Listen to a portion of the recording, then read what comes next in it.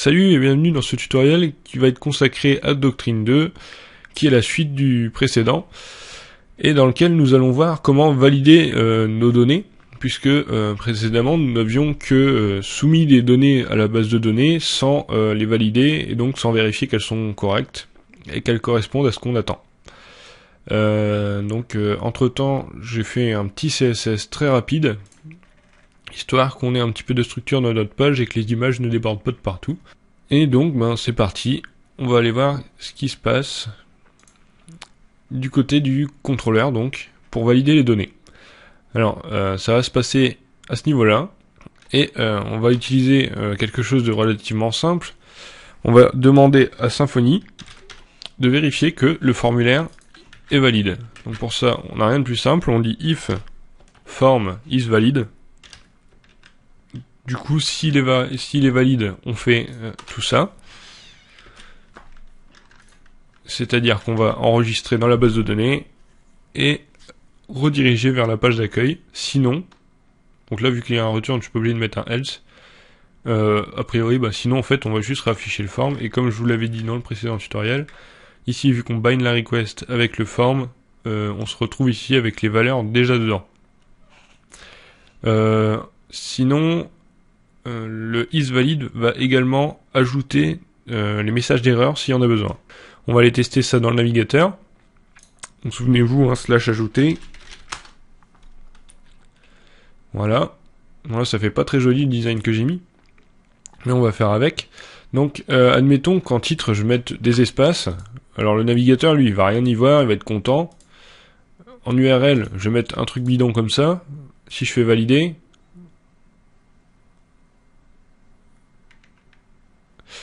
effectivement, il nous dit que la colonne titre ne peut pas être nulle. Parce que pour lui, quand il y a des espaces, il va faire un trim dessus, en fait, et retirer tout ce qu'il y a en espace avant après. Et de ce fait-là, il se retrouve à nul.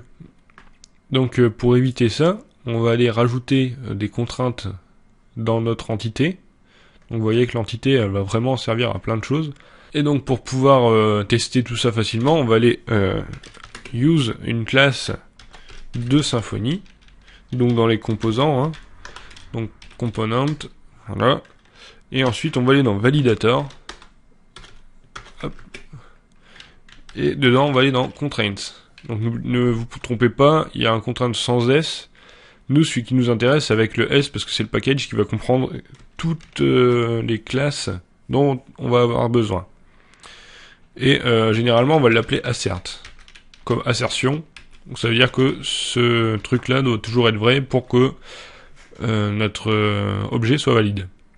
Donc de la même façon que pour ORM, ici on va rajouter @assert backslash et ce qu'on veut. Bon, sur l'idée, il y a déjà la vérification qui est faite, puisque de toute façon c'est en auto-incrément, donc c'est la base de données qui gère, il n'y a pas de risque d'erreur. Par contre ici, on va lui dire que on veut pas que ça soit blanc, c'est-à-dire que on ne veut pas que le champ puisse être vide. Du coup, dans le isValid, il va tester ça, et a priori, si je recharge ma page, que je renvoie les données, c'est-à-dire qu'en fait, cette valeur ne peut pas être vide. Donc, là, il nous a bien vérifié le titre. Vous voyez que l'URL, par contre, il l'a pas vérifié. Donc, ce qu'on va aller faire, c'est rajouter quelque chose sur l'URL pour la valider. Alors là, comme je ne connais pas tout par cœur, ce qu'on va aller faire, c'est aller voir sur la documentation. Le master, c'est la branche sur laquelle vous êtes en train de regarder. Nous, on n'est pas sur la master, on est sur la current, c'est-à-dire la 2.1. Si vous mettez 2.1, il va avoir dirigé sur la current. On est dans la validation, et on va aller regarder tout en bas, voilà, les contraintes possibles. Alors, on peut voir qu'on a une contrainte sur les strings, qui est URL. Donc a priori si on lui demande une URL valide ici, donc assert backslash URL, et bien quand je vais recharger encore ma page, il va me dire que l'URL n'est pas valide. Voilà. Donc vous voyez que c'est très rapide de valider un formulaire, ou plutôt de l'invalider. Si maintenant je remplis bien avec des... Donc comme je vous le disais, si je mets des espaces, il va quand même me dire que c'est pas bon. Si maintenant je mets un titre réel, Donc par exemple, raton laveur, on va aller chercher une image de raton laveur. Voilà, donc là, on va prendre celle-là, elle est sympa. Faire copier l'URL de l'image, je vais vérifier que c'est bien une URL et pas un truc bidon. Non, c'est un data image, donc c'est pas ça que je voudrais. On va cliquer dessus. Parce que les data images, en fait, ce sont les images qui sont chargées chez vous. Et pour les mettre en cache, ben, il met ça sous forme de data image avec un encodage en 64 bits ou quelque chose comme ça. Sur une base 64. Bon, voilà. Donc là, j'ai une URL qui est bon. Voilà. Donc là, on va mettre le raton laveur. Et on va mettre ici l'animal favori de GraphicsArt. Favori. Voilà, donc là si je valide, cette fois-ci va tout bien me passer et me rediriger vers l'accueil. Donc si on va tout en bas, hop, on a bien le raton laveur, l'image, la date et la description. Donc ce qui va nous intéresser maintenant, ça va être d'éditer les posts, enfin les animaux. Mais avant ça, on va voir comment faire une page qui serait avec un lien ici sur le titre, comme sur les blogs par exemple. Donc pour ça, on va rajouter une route. Donc là, encore une fois, on fait un copier-coller massif. On va l'appeler voir. Ici, on va mettre l'identifiant et slash voir. J'oublie le slash. Voilà, le contrôleur, du coup, ça va être toujours le même contrôleur avec le voir action. Et on va mettre un requirement sur l'idée qui doit être un backslash d+. C'est-à-dire que ça doit être un chiffre. Donc si vous comprenez pas ce que je fais là, je vous invite à revoir le chapitre sur le routage. Tout y est expliqué à ce niveau-là. Donc maintenant on va aller créer la fonction ici qui correspond à notre action. Donc public fonction, je me suis trompé ici, voilà. Voir action. Ici on passe l'idée, donc on récupère l'idée. À la fin, on va renvoyer quelque chose de ce style-là. Ici, ça va être voir. Et donc là, ça va pas être le forme, mais animal. Et du coup, ici, ça sera la variable animal qu'on va aller récupérer au-dessus.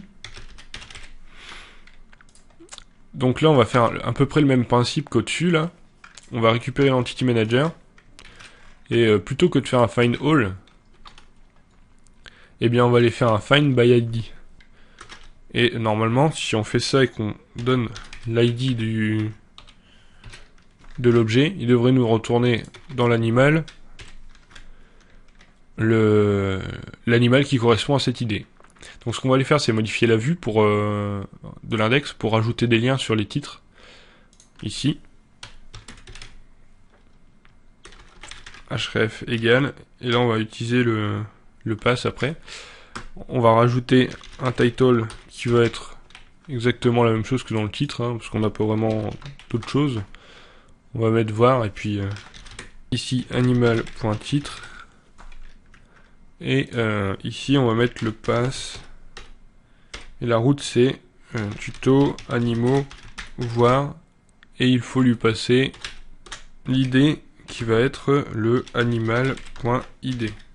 Donc là a priori il devrait me générer une route vers la fiche de cet animal avec l'idée de l'animal. Donc on va voir tout de suite si ça fonctionne. Ça m'étonnerait que ça fonctionne du premier coup, mais espérons. Donc voilà, donc il y a un petit bug. Donc là j'ai oublié de fermer la parenthèse. Bon, donc c'est celle-ci hein, que j'ai oublié de fermer ici. Voilà, on y retourne. Voilà, donc maintenant on a des liens. On peut cliquer dessus. On va arriver sur slash l'idée et voir. Voilà, donc là maintenant il ne trouve pas le template, donc on va créer un template. Donc on va se limiter à copier l'index et à retirer la boucle en fait. Voilà. On va renommer en voir.html. Là-dedans, on va donc, comme je disais, retirer la boucle. Retirer le titre. Voilà. Comme ça, on a quelque chose de très rapide. Le lien, on va le retirer parce que sur la page, a priori, ça n'a aucun sens de rediriger vers quelque chose. Voilà. Et donc là, on va avoir quelque chose d'à peu près sensé. Donc, je recharge. Ah oui, donc, ce que j'ai oublié de faire, en fait, là, c'est que j'ai fait un find by ID. Pour nous, ça a vraiment du sens de le faire. Mais pour lui, ça n'a aucun... Enfin, quand je fais by quelque chose, en fait, il va créer une fonction dynamiquement pour rechercher en fonction de ce champ-là. Sachant qu'un ID est unique, on va demander à find one, by et ID. C'est-à-dire qu'il va nous chercher qu'un seul résultat. Donc là maintenant, parce que là j'avais un tableau, et maintenant je vais avoir juste l'objet tout seul. Voilà, et donc j'ai bien ma fiche. Alors par contre, qu'est-ce qui se passe si je rentre ici 15 ? Eh bien, il va pas me le trouver, et du coup, il va me dire que titre machin n'existe pas, parce que en gros, il a pas trouvé l'objet. C'est qu'a priori, si on trouve pas l'animal, bon bah, c'est qu'il n'existe pas. Donc pour faire ça, on a deux solutions. La première, qui paraît la plus logique à nous-mêmes, c'est de faire un try-catch autour. Là, on va mettre un truc relativement bourrin qui est exception, pour pas s'embêter, parce qu'on va pas réutiliser l'exception. On s'en moque un peu du type, et on va juste dire return new response. Donc là, je vais aller importer le response. Donc si vous vous souvenez bien, c'est le truc le plus basique en fait qu'on puisse faire avec Symfony au niveau de la réponse. Use, voilà, response. On retire le premier slash et on va continuer ici. Donc on va aller voir comment ça se passe au niveau du constructeur. On a le contenu, le statut et les headers. Alors le statut du coup ça va être une 404 et le contenu on va mettre juste un petit message pour dire voilà le truc n'a pas été trouvé. Donc on va mettre que l'animal n'existe pas. Et là on met une 404. Voilà. Donc là normalement il va tester s'il trouve l'animal, il continue. Sinon ça va déclencher une exception et il va bugger. Et du coup marquer notre erreur. Alors en fait ce qui se passe c'est que j'ai construit avec le find one by ID et du coup ça déclenche pas d'exception. Donc voilà, on va utiliser le find one qui va bien déclencher une exception. Du coup si on retourne ici qu'on recharge, on a bien l'animal n'existe pas et si on va voir au niveau de la requête, donc dans le networks, on va recharger la page, voilà, on a bien une 404. A priori, les autres méthodes vont générer du contenu bidon, histoire que ça bug pas. Bon, nous, c'est pas ça qui nous intéresse. Sinon, il existe une autre méthode. C'est-à-dire que au lieu de demander ici l'idée, eh bien, on va demander l'animal qui correspond à cette idée. C'est-à-dire qu'en fait, c'est lui qui va gérer l'erreur, et du coup, nous, on va considérer que l'animal, on l'a déjà, et du coup, tout ce code-là, on en a plus besoin. Et bien sûr, il faut préciser qu'on veut un animal, du coup, qui puisse détecter qu'on veut un animal. De ce fait-là, on va pouvoir continuer à l'utiliser. Donc si on retourne sur la page en mettant l'id 1, ça fonctionne bien. Si maintenant on met un id bidon, ben c'est Doctrine qui va s'occuper de mettre une 404 et de nous dire que l'objet n'a pas été trouvé. Alors après, ça sera à nous de personnaliser les messages d'erreur côté client, hein, on verra ça bien plus tard. On a du coup évité pas mal de code, et dans les cas simples, ça se révèle relativement utile. Maintenant qu'on a compris comment ça fonctionne pour récupérer une entrée dans la base de données, on va voir comment éditer ce qu'on a pu déjà mettre dedans. Donc l'astuce, c'est de combiner ça, c'est-à-dire le fait de récupérer l'objet dans la base de données depuis son ID, en le couplant avec ce bloc de code qui va être l'enregistrement et la validation des données qu'on aura mises. Alors, ce qu'on va commencer par faire déjà, c'est mettre une route. Donc a priori, ça va plutôt ressembler à celle-ci.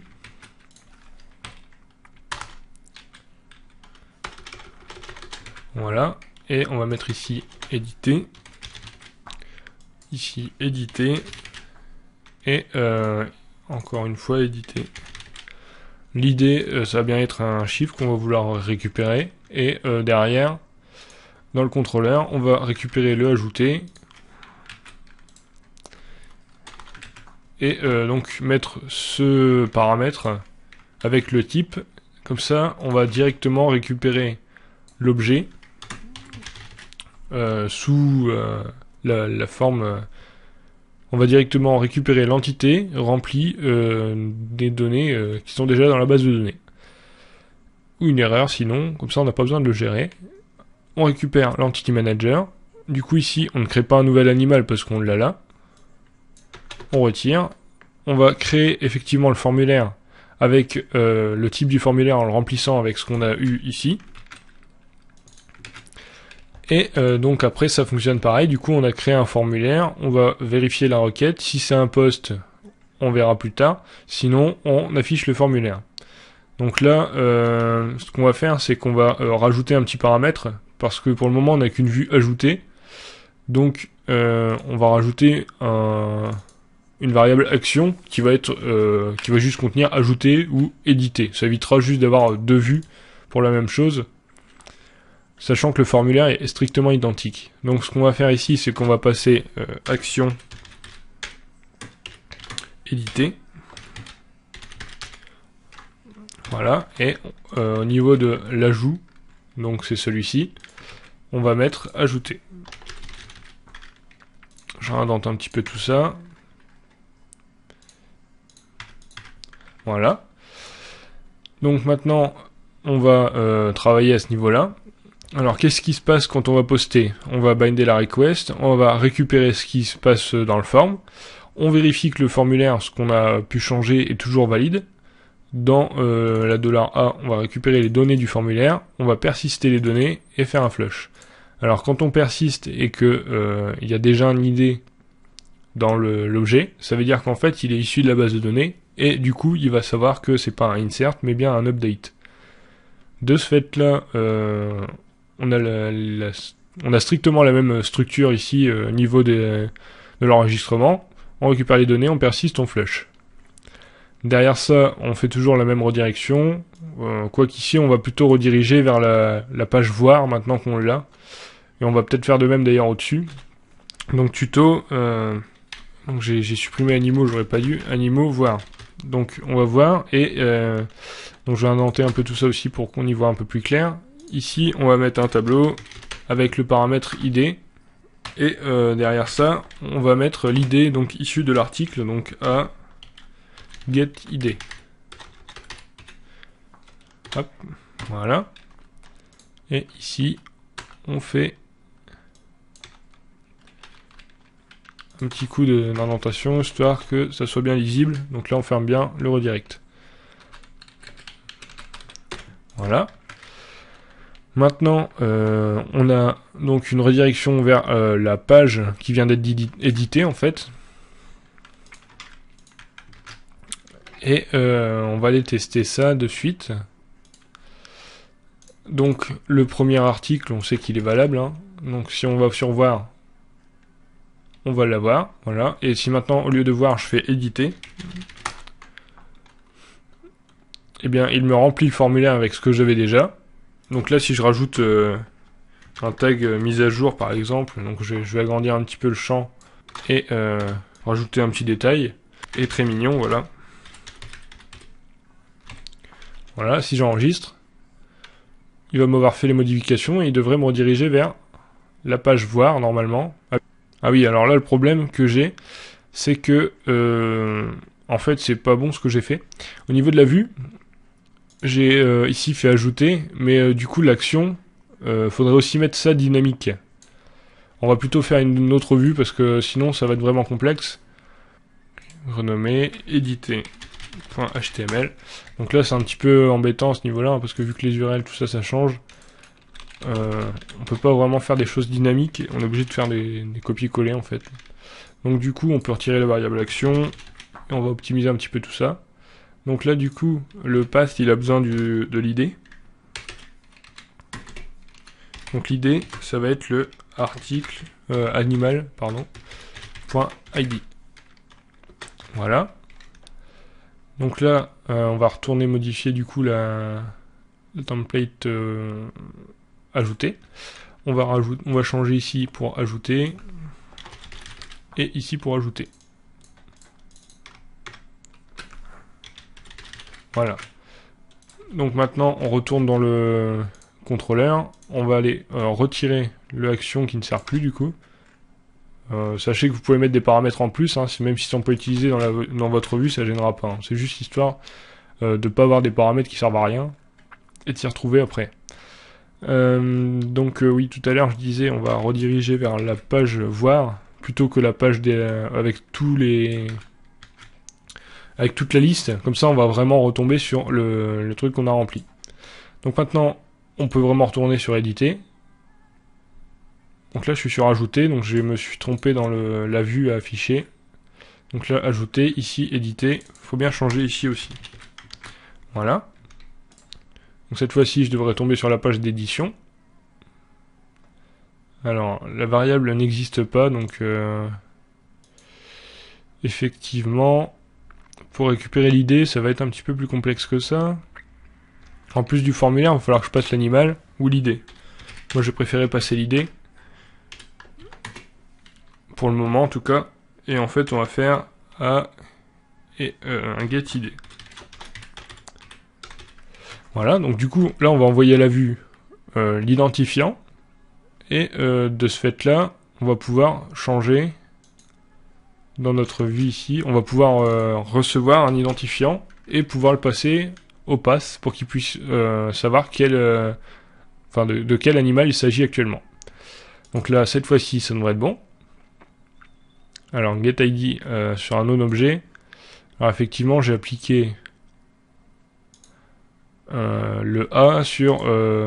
j'ai appliqué le getID sur A, alors qu'en fait, il contient les données du formulaire. Il faut bien l'appliquer sur animal, celui qu'on avait tout au début. Donc, cette fois-ci, ça devrait être vraiment bon. Voilà. Donc, j'ai bien l'édition, la page. Donc là, maintenant, ce coup-ci, si je fais ma petite mise à jour, comme tout à l'heure, ce site un test. La phrase la plus bidon du monde, voilà, validé. Donc là, un chat avec l'idée 1, il devrait se mettre à jour. Voilà. Donc là, j'ai bien la mise à jour. Et par contre, vous remarquerez que je suis retourné à la ligne et là, il me l'affiche pas. Tout simplement parce qu'il faut aller l'indiquer dans la vue. Qu'on veut, par exemple, ici, un pipe NL2BR. Et de ce fait-là, c'est comme en PHP, on va bien retourner à la ligne quand il y en a besoin. Par ailleurs, vous voyez bien qu'on a l'idée 1 et que ça a vraiment édité l'animal en question. Si on vient ici, on a bien le premier avec ici la description. Donc il faut faire la même chose là, le petit pipe NL2BR dans l'index.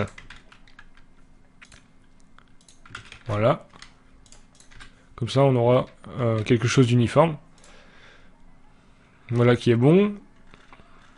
Donc dans l'idée, maintenant, on a à peu près tout ce qu'il nous faut. Donc ça, c'était le premier qu'on avait un peu raté. Hein. Donc maintenant, il va s'agir de mettre peut-être un lien ici pour l'édition et la suppression qu'on va faire juste après. Donc pour le moment, on va rajouter juste l'édition. Alors ce qu'on va faire, par contre, pour simplifier la tâche, plutôt qu'à chaque fois recopier le article, machin et compagnie, on va se créer un template qui va être le contenu en fait. Donc là, je vais demander à créer autre chose. Et je vais demander un fichier vide. Parce que je ne pense pas qu'il y ait des fichiers Twig. Non, donc c'est parti. Voilà, donc le nouveau fichier il va s'appeler animalcontent.html.twig. Donc animal content, voilà, hop, comme ça dedans je vais pouvoir mettre le contenu d'un animal en fait, c'est ce que je mettais ici. Bon, par contre là je vais prendre de l'autre côté pour avoir le lien. Voilà, donc là du coup je retire et je le mets ici. L'avantage ça va être de factoriser le code en fait, hein. C'est un petit peu comme en PHP quand vous faites des fonctions. Là je vais avoir quelque chose et je vais pouvoir le balancer dans n'importe quelle vue. Donc en l'occurrence dans voir je peux le retirer ici du coup. Et je vais devoir faire une sorte d'include de ce truc là. Et si je mets donc tuto animaux bundle .default 2.animal underscore content.html.twig. Donc là, la vue va bien être ajoutée dans la boucle du coup, et on va avoir le même rendu normalement. Voilà.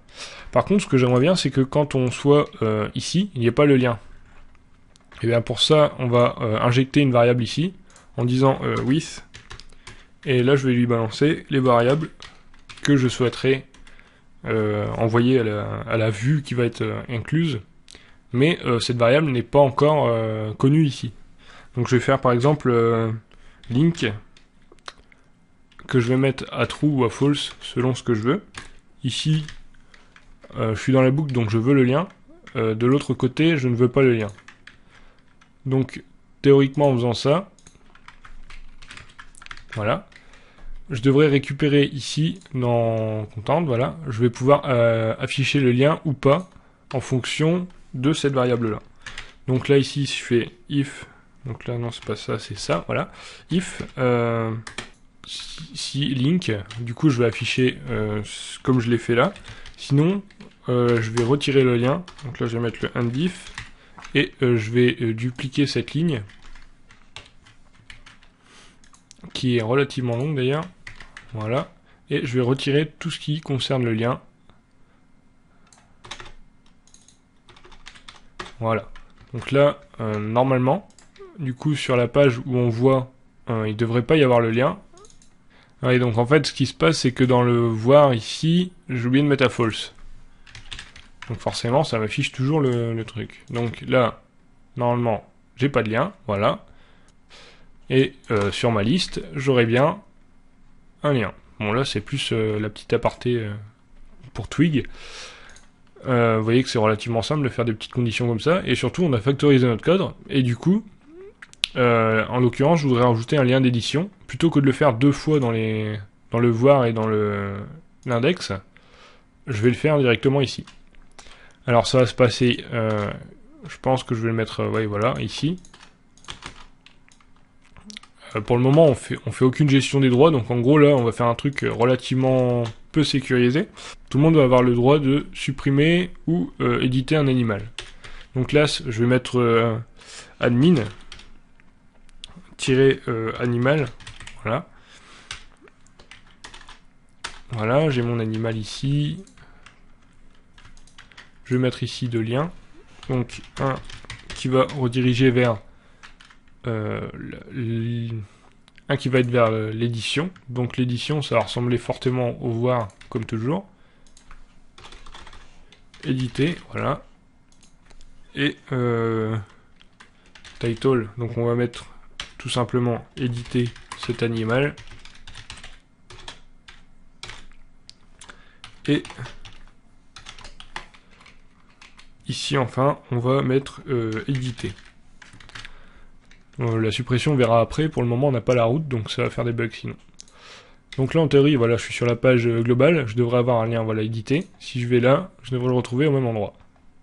Donc ce qu'on va faire, c'est qu'on va cliquer dessus, et normalement je devrais arriver sur la page d'édition de ce chat. Voilà. Alors maintenant qu'on a fait ce premier lien, on va rajouter le lien supprimé. Pour le moment, on va le faire sans vérification. Parce que la vérification, globalement, on va la faire en JavaScript. Et on va plutôt faire... on va considérer déjà que l'administrateur, il a JavaScript d'activer. Et on va vérifier tout ça par un token.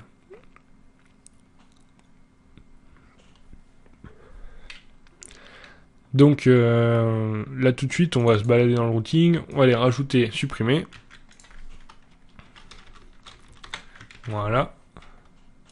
Je mets un espace en trop. Ici, on va mettre supr. Supprimer, on va mettre plutôt supprimer. Voilà, comme ça, on garde une uniformisation au niveau des noms. On va pas se perdre. Le contrôleur, c'est bien supprimé. Requirements, exactement le même. Voilà. Maintenant, on va se rendre dans le contrôleur. Je vais fermer ce qui nous sert à rien. Donc, ajouter, a priori, on n'en a plus besoin. Éditer non plus.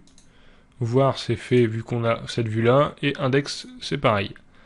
Le type on n'en a plus besoin, et ça non plus.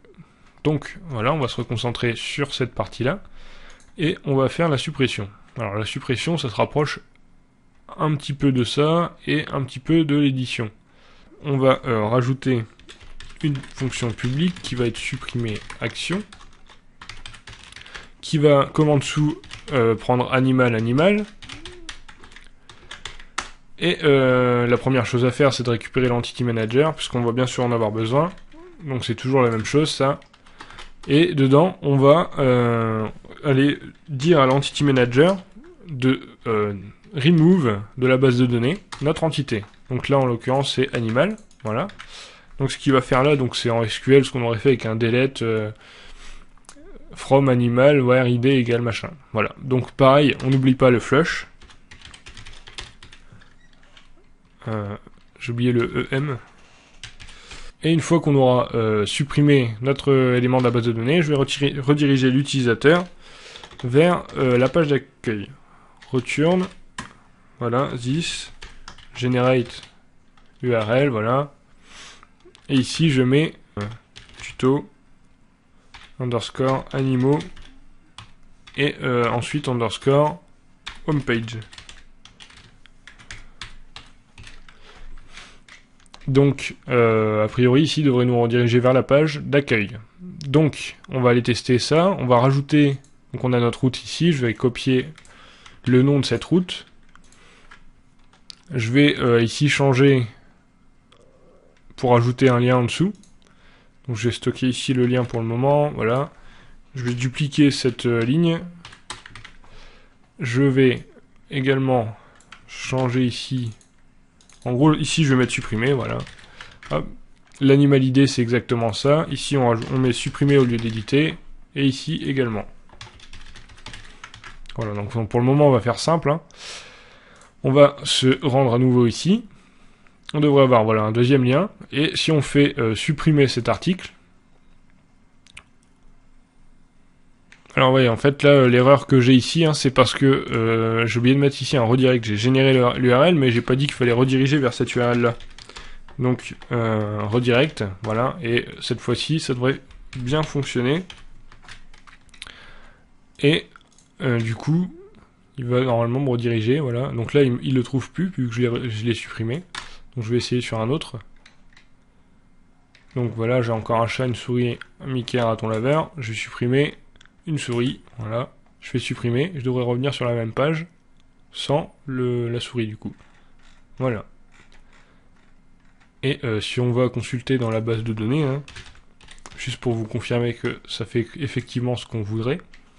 Donc voilà, on va retourner dans la base de données, on va dans animal, et on va pouvoir constater qu'il n'y a plus que 3 lignes, vraiment. Hein. Il supprime les lignes comme demandé. Hein. Donc voilà, ce tutoriel est maintenant terminé. Nous avons donc vu comment éditer et supprimer une ligne en fait dans votre base de données, donc une instance de votre entité. Et ceci en quelques lignes, hein, puisque la suppression c'est vraiment très rapide. Maintenant, si vous voulez sécuriser, va falloir passer par du JavaScript quasi obligatoirement, ou alors faire une page dédiée à la manière de l'édition. Au lieu de ici de récupérer les données et compagnie, mettre cette partie de remove flush ici et rediriger si l'article a bien été trouvé par exemple. Donc là je vous le fais pas parce qu'en fait ça va être la même chose qu'au-dessus et c'est un petit peu plus long. Ça va vous nécessiter de créer une nouvelle vue également pour mettre le oui, non et compagnie. Ensuite, on a vu également comment vérifier le formulaire, hein, vérifier que c'est bien valide ce qu'on met dedans. Donc, n'oubliez pas donc de mettre des returns ici pour pas que la personne retombe sur sa page avec les champs, sinon on va pas vraiment comprendre. Donc, dans le prochain tutoriel, nous verrons comment mettre des slugs plutôt que des idées, hein, parce que pour le côté visiteur, c'est pas spécialement cool d'avoir ici un chiffre. Ce qui serait plus intuitif, c'est d'avoir ici plutôt quelque chose du genre un chat. Un chat, d'ailleurs, voilà. Donc ça serait beaucoup plus logique. Voire, ne pas mettre le voir ici. Et à ce moment-là, il faudrait mettre quelque chose devant du genre animal / et du coup derrière on aurait le slug, et du coup là on serait vraiment dans quelque chose qui serait très compréhensible. Donc sur ce, je vous donne rendez-vous dans ce prochain tutoriel, et en attendant, n'hésitez pas à aller voir la documentation et à consulter régulièrement les channels IRC sur lesquels pas mal de gens pourront vous donner de l'aide.